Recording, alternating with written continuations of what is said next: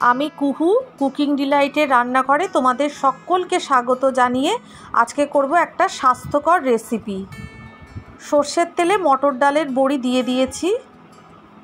বড়িগুলোকে লাল লাল করে ভেজে তুলে নেব।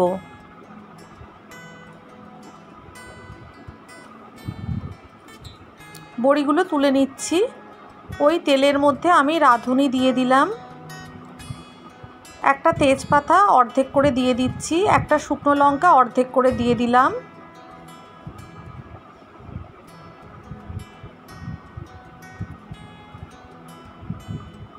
এরপরে দিয়ে দিচ্ছি রাঙা আলু,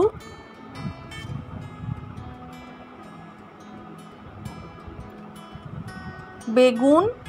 আমি প্রত্যেকটা সবজি ডুমো ডুমো করে কেটেছি। সাথে দিয়ে দিলাম কুমড়ো,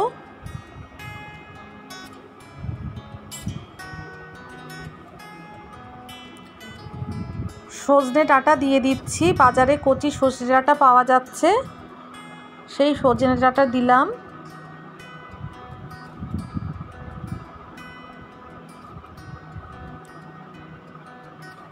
পরিমাণ মতো হলুদ দিচ্ছি।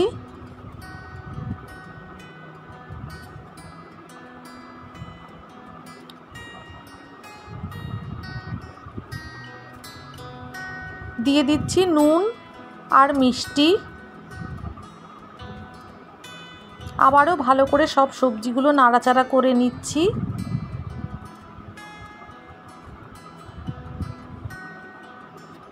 এরপরে আমি গিমা শাকটা দিয়ে দিলাম। এই শাকটা শরীরের পক্ষে খুব ভালো।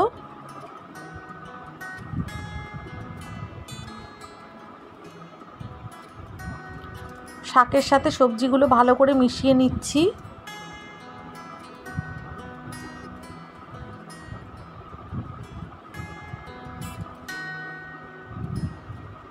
পাঁচ মিনিট ঢাকা দিয়ে রেখেছিলাম, 5 মিনিট পরে খুললাম। আবারও ভালো করে সমস্ত সবজি নাড়াচাড়া করে নিচ্ছি।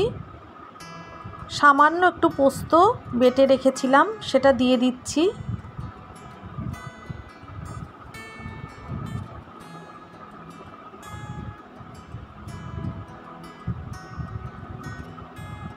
প্রয়োজন মতো জল দিয়ে দিচ্ছি।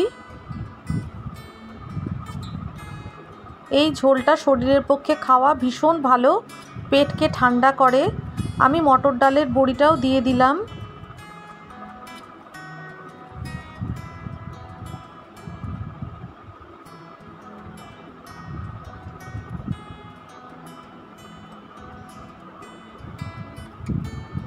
আরও 2 মিনিট ঢাকা দিয়ে রেখেছিলাম। ঢাকা খুলে নিয়ে দেখছি সবজিগুলো ভালো করে সেদ্ধ হয়ে গেছে।